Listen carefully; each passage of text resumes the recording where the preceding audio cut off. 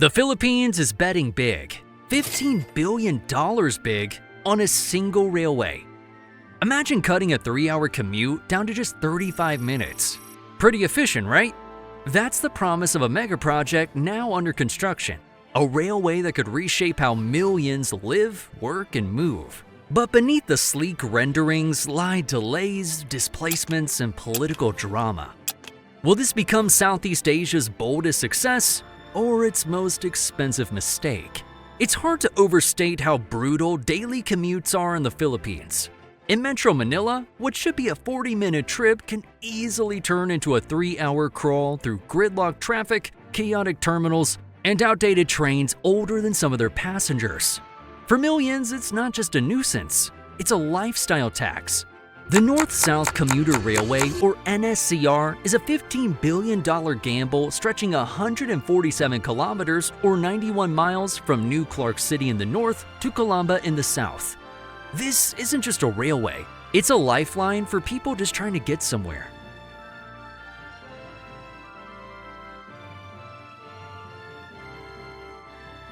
First proposed decades ago, this megaproject finally found momentum under President Duterte's aggressive build campaign, and is now being pushed forward under President Marcos Jr., who inherited the ambition and the political pressure to deliver.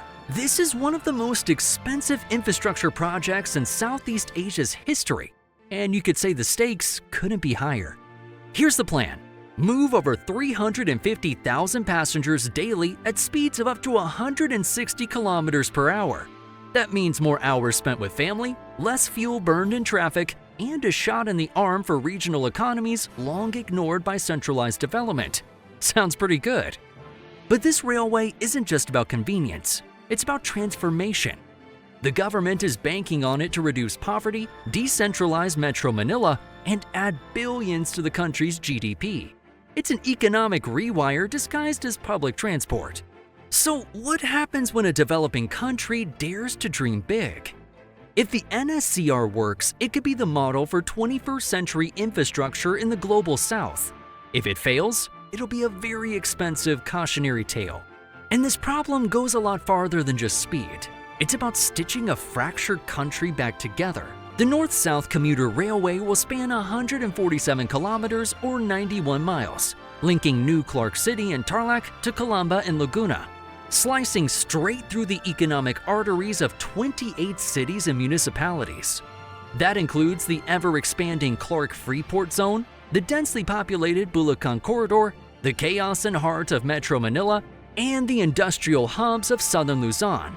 For millions who endure the brutal bus commutes of up to 2.5 hours, this railway could be a miracle. Once operational, it's expected to transport 350,000 passengers every single day, turning multi-hour journeys into comfortable rides under 60 minutes. That's not just a time saver, it's a life changer. Because when you reclaim hours from traffic, you give people something priceless: their time. Time to eat dinner with their kids. Time to rest, time to work more efficiently. You give back a part of their lives that traffic had stolen. And it's not just about Metro Manila. The project aims to decentralize opportunity, linking smaller cities to job markets, ports, and business centers. Suddenly, living outside the capital doesn't mean being left behind. Urban planners are already calling it a game changer for regional mobility, a physical thread reconnecting areas long left in the margins of development. Think fewer cars on the road, fewer emissions, and a lot less frustration. And if the vision holds, this railway could redraw the social and economic map of Luzon and finally give the Filipino commuter a break they've waited generations for. And it's one thing for one country to dream big, it's another when the world bets on that dream too. The North-South Commuter Railway isn't just a national project, it's an international chess move. Two financial powerhouses, the Japan International Cooperation Agency and the Asian Development Bank, are footing the bill, funding billions in loans and providing technical expertise that the Philippines simply doesn't have in-house. And here's where it gets kind of interesting. Japan isn't just picking up the tab, it's shaping the railway itself. From earthquake-resistant engineering to Shinkansen-inspired trains and cutting-edge signaling systems.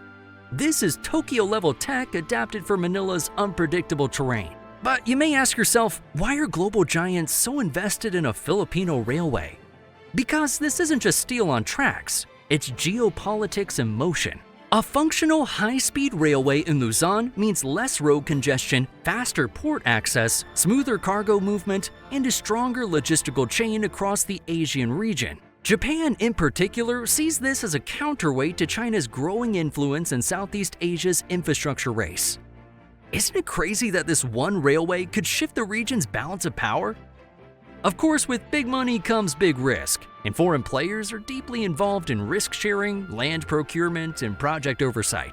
So while the Philippines is technically in the driver's seat, it's other countries on the steering wheel. Because this railway isn't just about commuting, it's about positioning the country on the global map. What if a single railway could kickstart an economic ripple across an entire nation? That's exactly what planners say the NSCR could do. The construction phase alone is expected to create around 370,000 jobs, from engineers to laborers to suppliers. But the real magic comes later. Over 500,000 indirect jobs in everything from logistics and hospitality to retail and real estate. Cities like San Fernando and Calamba, once considered far-flung or secondary, are now being called the next urban frontiers. Property values are already rising, and developers are circling like hawks. Local businesses are gearing up, tourism boards are strategizing, and coffee shop owners are eyeing train stations like gold mines. And the benefits go beyond pesos and profits. With more people leaving their cars at home, greenhouse gas emissions could significantly drop. That means cleaner air, quieter roads, a future that breathes easier, if the system's actually maintained well. Listen, a commuter railway isn't sexy, but it could be the thing that finally turns economic hope for the Philippines into a reality. Ask the people living along the routes and they'll tell you, they're preparing. A fruit vendor in Bulacan is saving up for a second cart. A working mom in Calambra says she might finally have time to make breakfast for her kids. You could say the prospect of this railway is really giving people a lot of hope. You don't spend $15 billion just to build a train. You're wanting to build a legacy. The North-South Commuter Railway isn't just fast, it's engineered for survival. This beast is being designed to withstand 8.0 magnitude earthquakes and withstand typhoons strong enough to rip roofs off. It's not just climate resilient, it's practically bulletproof by Southeast Asian standards. And the brains behind the operation? Well, they're equally impressive. We're talking AI-enabled traffic control systems, automated ticketing to eliminate long queues, and even solar-powered stations that aim to lighten the environmental footprint. It's kind of like if Elon Musk decided to make a railway. Even the materials are smart. Noise barriers reduce sound pollution, recycled construction inputs are being used where possible, and there's a conscious effort to avoid the concrete jungle trap of the past. But what's really exciting is how this railway connects to everything else. It'll plug directly into the MRT, LRT, and the planned PNR South Long Haul, creating a seamless commuter web across Luzon. No more jumping between disconnected systems. This is one integrated machine. And here's the kicker. The stations themselves are being planned as mini economic zones. Think retail hubs, tech parks, and housing built around transit. It's not just about getting people from A to B. It's about reimagining what happens when they get there. Because when you build for the future, you don't just move people, you're moving progress. Of course, no megaproject of this scale rides on smooth rails. Despite its promise, the North-South Commuter Railway is already facing speed bumps that could derail its momentum. First up, you got construction delays. Between COVID-era lockdowns, procurement snarls, and contractor disputes, the project's timeline has taken some pretty significant hits. What was once a tight schedule has become a game of moving deadlines. But delays, unfortunately, are just the tip of the iceberg. There's the land. Over 7,000 structures lie in the railway's path, including homes, businesses, ancestral land, and informal settlements. Entire families have been forced to pack up and leave, often with little more than a few weeks' notice and promises of compensation that rarely feel fair. Some residents say their new housing is miles from schools, jobs, and community support. For some, the train isn't progress, it's just a symbol of being taken advantage of by the system. And then there's the shadow of corruption. Filipinos remember what happened with MRT3's ghost maintenance contracts and overpriced spare parts. Critics worry that without strong oversight, the NSCR could fall into the same trap. Bloated budgets, low-quality work, and contractors chasing profit over the public good. Politics also adds another layer of unpredictability. While Duterte's administration kicked off the project under Build, Build, Build, Marcos Jr. inherited the steering wheel. But with every election, the risk looms. Will the next leader stay the course or slam the brakes? Even Mother Nature herself is raising some red flags. Environmental groups warn that certain segments of the railway cut through flood-prone zones and forested areas, threatening to worsen natural disasters or displace endangered species. It leaves us with the question, is it all worth it? The dream is massive, but the road to it is littered with very real, very human consequences. And the train hasn't even arrived yet. The North-South Commuter Railway is just the first station on a much longer journey. The Philippines isn't just building a railway, it's laying the foundation for a national transformation. On the horizon are massive expansions. The long-dormant Panay Railway is being eyed for revival. The Mindanao Railway could finally connect the South's scattered cities. And even the legendary Bicol Express might get a high-speed makeover. And the dream doesn't end there.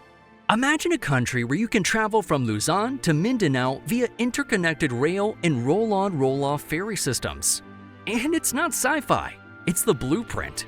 It's a vision that could redefine national unity, slash logistical costs, and decentralize economic growth in ways the capital-centric Philippines has never seen before. Rural provinces which have been left behind could suddenly compete with Metro Manila.